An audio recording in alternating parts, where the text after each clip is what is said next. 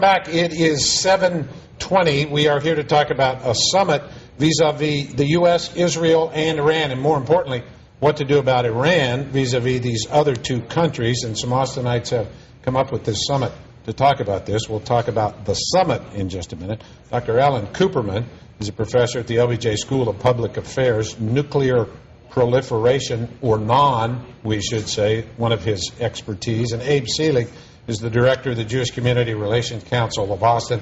We're kind of spearheading this thing. First of all, good to see you both. We appreciate it. Thanks for having us. Abe, let me start with you. Why the need for this? Why did you put this together? Well, Iran's obviously an issue with a lot of interest, both in our community and beyond. And so we wanted to offer the public an opportunity to come and hear about the different issues facing the country. Right. And so we have an amazing lineup of speakers to do that. Okay. For instance, who's going to be here? Well, Professor Kuperman will speak last. And before him, we have Ambassador Ryan Crocker, who served as an ambassador throughout the region for 37 years. He's currently the dean of the Bush School of Government at A&M.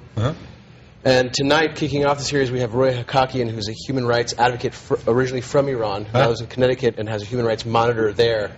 And so she'll be discussing sort of the issues from within the country that are at play there. Right. Well, so Dr. Kuperman, vis-a-vis your expertise in all of this, what is the solution for Iran?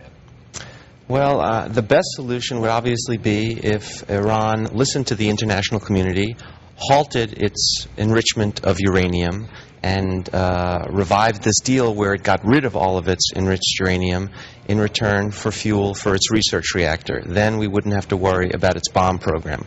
But if it keeps on enriching and it keeps on ignoring the international regulators, then, from my opinion, the only answer is going to be military action. And that doesn't mean invading Iran, but it means airstrikes on Iran's nuclear facilities to destroy them, set them back, and send the message that the international community will not accept a nuclear-armed Iran.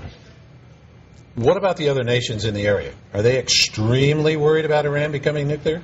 They are. You know, a lot of the time we focus on Israel's concerns, and obviously Israel is concerned, but even the Arab states next to Iran are very concerned. And in fact, in a confidential interview that then was reported in the New Yorker, ambassadors and representatives from local Arab states says, from their perspective, from the Arab states' perspective, the only answer is military action against Iran's weapons program. And then the question is, well, should Israel do it? Right. Should the United States do it? I can't imagine the Arab states doing it, would they? The Arab states can't do it. They don't have the technology to do it. Right. Only really Israel or the United States could do it. Gotcha.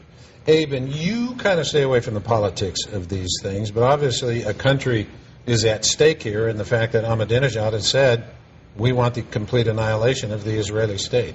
Certainly, and that's troubling. I think that only sparks more interest in these topics that we're going to be discussing, because we want to know what does the future hold, and we want to put it into perspective, and so that's what we hope to find out over the next few weeks. Is the rhetoric, do you think it will solve things? The debate? I think it's to be seen what will happen. Right. But the rhetoric from the leader of Iran is certainly inflammatory, and it's worrying. It's definitely worrying. And the enrichment, too, as you talked about that. Absolutely. Is action got to be imminent if it's military action? Well, as far as we know from the open program, they now have enough low-enriched uranium that if they continue to enrich it, they have enough for 2 nuclear weapons. Right. They haven't gotten it to that high level of bomb-grade enrichment yet, but they could do that within about a year. So I would say that if there's going to be military action that's effective, it has to be within the next year or so. If, in fact, they get a nuclear weapon, and I've thought about this a lot and talked to a lot of people about this, would it not be very foolish to use it, for instance, against Israel?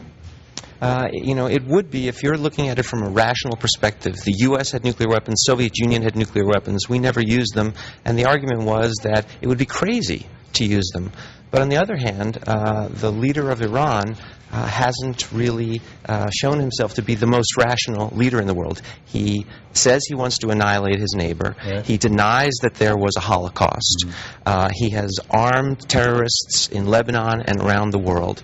And so the question is, would he use a nuclear weapon himself, or might he give it to a terrorist and think, well, if the terrorist uses it, no one will know where the terrorists got it. And so That's- I can escape retaliation. That's the other worry that I have about that, too. All right, once again, tell me about the program tonight. Who's invited? Roya Who can come? Hakakian speaking tonight at 7 p.m. at the Jewish Community Center of Austin, and that's followed by Ambassador Crocker next week, and then Professor Kuperman the week after that. Open to the public? Open to the public. People can come.